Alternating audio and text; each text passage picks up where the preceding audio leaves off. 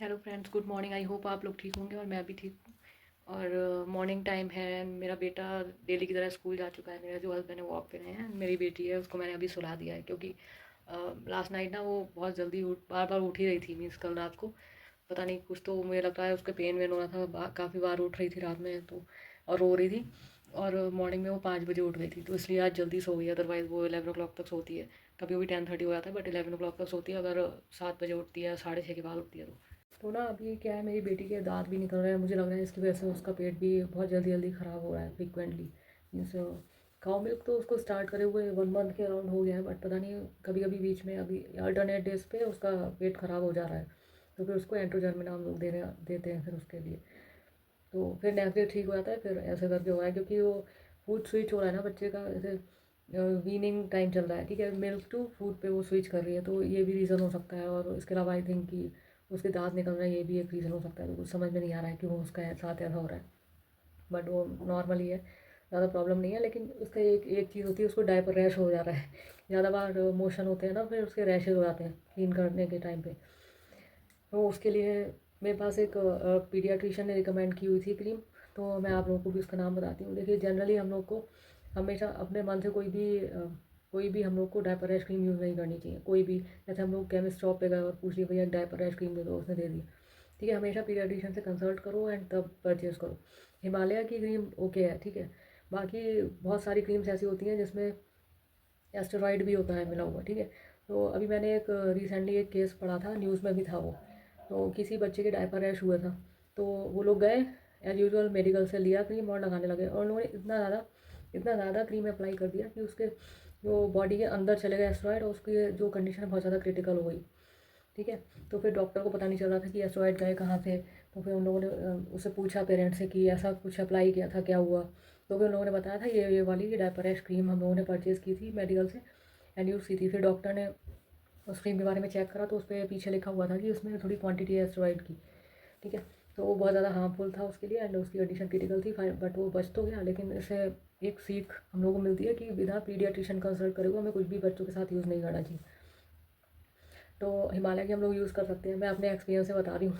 आप लोग हमेशा कंसल्ट करिए डायपर रैश क्रीम के भी बारे में बच्चों के पीडियाट्रिशियन से, ठीक है। और उसके अलावा अगर बच्चे के रैश बहुत ज़्यादा बढ़ जाते हैं, इनकेस बहुत ज़्यादा हो रहा है, वो रो रहा है, डायपर रैश बहुत ज़्यादा हो रहा है, उस केस में हम लोग को डायपर नहीं पहनाना है।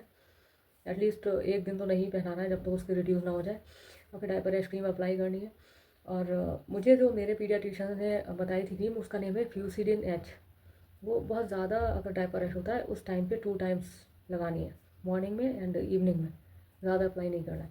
तो अगर डायपर रैश बहुत ज़्यादा बढ़ गए हैं तो फ्यूसिडिन एच आप लोग अप्लाई कर सकते हैं।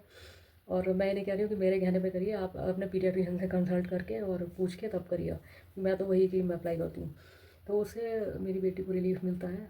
तो फिर अभी क्या हुआ, रिसेंटली अभी उसको बहुत ज़्यादा ये होने लगा है, तो मैं उसको खुला छोड़ देती हूँ थोड़े टाइम के लिए बिना डायपर के। तो अगर आप, और जो वाइप्स भी हैं वो भी इस टाइम पे यूज़ नहीं करनी होती हैं, ठीक है। वाटर से क्लीन करना, वाइप्स कभी यूज़ नहीं करना, वाइप्स रैश और बढ़ जाता है। तो फिर एक एक तो आपको ओपन रखना है एटलीस्ट 1 डे, अगर बहुत ज़्यादा है डायपर रैश।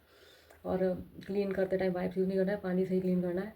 और उसके बाद जो भी पीडियाट्रिशियन आपका बताता है वाली क्रीम अप्लाई करिए, 2 टाइम्स या 3 टाइम्स जो भी बताता है। उसके नेक्स्ट डे वो कम होना स्टार्ट हो जाएगा। और हाँ, स्लीपिंग टाइम पे हम लोग उसे पहना सकते हैं, क्रीम लगा के डायपर पहना सकते हैं, ऐसा कुछ इशू नहीं होता है। डायपर रैश क्या होता है, बार बार मतलब मोशन पास होता है ना, तो हम लोग क्लीन करते हैं, इस वजह से वो बढ़ता है। इसलिए ज़्यादातर बच्चों का जब मोशन के टाइम पे ही ज़्यादा फ्रीक्वेंट मोशन पास कर रहा है, तभी जनरली मैं तो यही देखती हूँ कि मोशन के टाइम पे ही मेरी बेटी को होता है डायपर रैश। अदरवाइज़ डेली भी वो डायपर पहनती है, तो वैसा ही कंटिन्यूस मैं भी उसको ओपन छोड़ती हूँ, ऐसा भी नहीं है। बट हाँ, मोस्टली तो पहनाना ही पड़ता है और कोई ऑप्शन भी नहीं है, क्योंकि अगर हम नहीं भी पहनाएंगे ना तो फिर कौन क्लीन करेगा बार बार, तो छोटी बच्ची है तो। और ऐसा भी नहीं है कि पूरे दिन कंटिन्यूस 24 घंटे, हाँ मैं खुला छोड़ती हूँ थोड़ी देर के लिए फिर। और हाँ, एक एक और चीज़ आपको करनी है, अगर आपके बेटे के रैशेज़ हैं, आपके बच्चे के रैश हैं, और सोते टाइम आपको पहनाना ही पड़ेगा डायपर, ठीक है।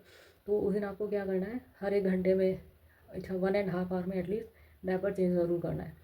क्योंकि भले ही डायपर फुल हुआ हो या नहीं हुआ हो, डायपर हमें 2-3 आवर्स से पहले ही चेंज करना चाहिए, तो ज़्यादा बेटर रहता है। ये मैं अपने एक्सपीरियंस से बोल रही हूँ, क्योंकि हर डायपर के जो पैक होता है ना, उसके पीछे लिखा होता है 5 to 6 आवर। लेकिन 5 to 6 आवर में जो डायपर की कंडीशन होती है ना, वो बहुत गंदी होती है। एक डायपर मैक्सिमम 3 आवर्स चलता है, 3 आवर्स भी नहीं, मैं तो 2 आवर्स ही में चेंज कर देती हूँ, क्योंकि 2 आवर्स में ही फुल हो जाता है। कोई भी डायपर हो, कितना भी महंगा हो, कितना भी अच्छी क्वालिटी का, 2 आवर्स मैक्स चलता है वो। 5 आवर्स लिखा होता है, इसलिए वो चीज़ से भी बचना है अगर आपका बेबी को रैशेज़ हो रखा है। तो मेरा आज का ब्लॉग बस इसीलिए मैंने बनाया था मोस्टली, क्योंकि बच्चे के जिनके भी डायपर है, जो भी मेरी तरह ये प्रॉब्लम फेस कर रहे हैं, तो ये प्रिकॉशन ले सकते हैं। और फ्यूसिडिन भी आप लोग अप्लाई कर सकते हैं। और अपने डॉक्टर से अगर आपको कंसल्ट करना है, वो आप कंसल्ट करिए। बस फ्यूसिडिन एच 2 टाइम्स ही हम लोग अप्लाई करते हैं, मॉर्निंग एंड नाइट, ठीक है। और वो भी कम क्वांटिटी में, ज़्यादा भी नहीं। जहाँ पे रैश है बस उतना अप्लाई करना है।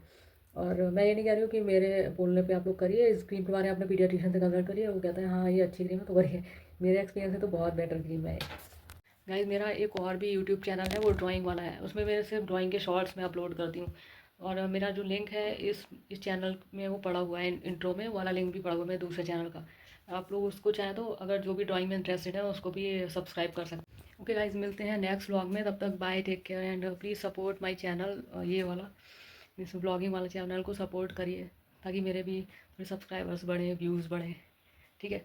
Okay bye, take care.